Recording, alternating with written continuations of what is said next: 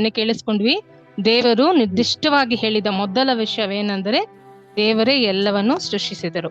ಎರಡನೇದಾಗಿ ನಾವು ಆತನ ಸ್ವರೂಪದಲ್ಲಿದ್ದೇವೆ, ಸೃಷ್ಟಿಸಿದೆಲ್ಲವನ್ನು, ಮತ್ತು ನಾವು ಅನೇಕ ವಿಧಗಳಲ್ಲಿ ದೇವರಾಗೇ ಇದ್ದೇವೆ, ಸೃಷ್ಟಿಯಾಗಿದ್ದೇ ಅಂತ ನಾವು ತಿಳಿದುಕೊಳ್ಳಬೇಕೆಂದು ದೇವರು ಬಯಸುತ್ತಾರೆ. ಅದೇ ಅಧ್ಯಾಯ 1 ನಮಗೆ ಅರ್ಥ ಆಗುತ್ತೆ. ಅಧ್ಯಾಯ 2, ದೇವರು ಮನುಷ್ಯನನ್ನು ನೆಲದಿಂದ ಸೃಷ್ಟಿಸಿದರು.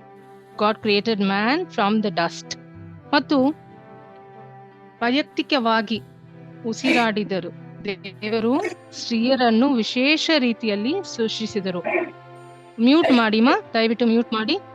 ಫಿಲೋಮಿನಾ ಮ್ಯೂಟ್ ಮಾಡಿ. ಸ್ತ್ರೀಯರನ್ನು ಸ್ಪೆಷಲ್ ಆಗಿ ದೇವರು ಸೃಷ್ಟಿ ಮಾಡಿದರು. ಈ ಅಧ್ಯಾಯ ದೈವಿಕ ಕ್ರಮ ಮತ್ತು ವಿಶ್ರಾಂತಿಯ ಪವಿತ್ರತೆಯ ಬಗ್ಗೆ ನಮಗೆ ಹೇಳುತ್ತದೆ. 3ನೇ ಅಧ್ಯಾಯ, we understand first the fact that man brought sin into the world, which was not originally intended to be this way. But we also read God is very, very merciful and loving, and because of his love, God sent man out from the Eden so they could not eat from the tree of life and be in sin.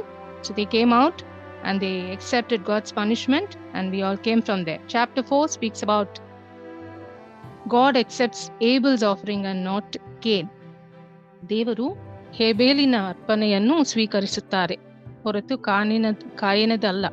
ದೇವರು ನಮ್ಮ ಹೃದಯವನ್ನು ಮತ್ತು ನಮ್ಮ ಉದ್ದೇಶಗಳನ್ನು ನೋಡುತ್ತಾರೆ. ನಾವು ಆತನನ್ನು ಬಯಸಿದರೆ ಅವರು ಬಯಸುವ ರೀತಿಯಲ್ಲಿ ನಾವು ಅವರ ಬಳಿಗೆ ಬರಬೇಕೆಂದು ದೇವರು ಬಯಸುತ್ತಾರೆ. ಮತ್ತು ನಮ್ಮ ಉದ್ದೇಶಗಳು ಶುದ್ಧವಾಗಿ ಪರಿಶುದ್ಧವಾಗಿ ಇದ್ದರೆ ಮಾತ್ರ ದೇವರು ಖಂಡಿತವಾಗಿಯೂ ನಮ್ಮ ವಿಷಯದಲ್ಲಿ ಸಂತೋಷ ಪಡುತ್ತಾರೆ. So when our heart and mind and thoughts are clear, God will surely be pleased with us. Chapter 5, we see about generations of the family of mankind from Adam.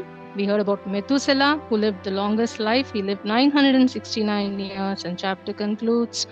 We read about Enoch, who walked with God, and he was taken up alive. And we heard about Noah. It continues. We will see tomorrow.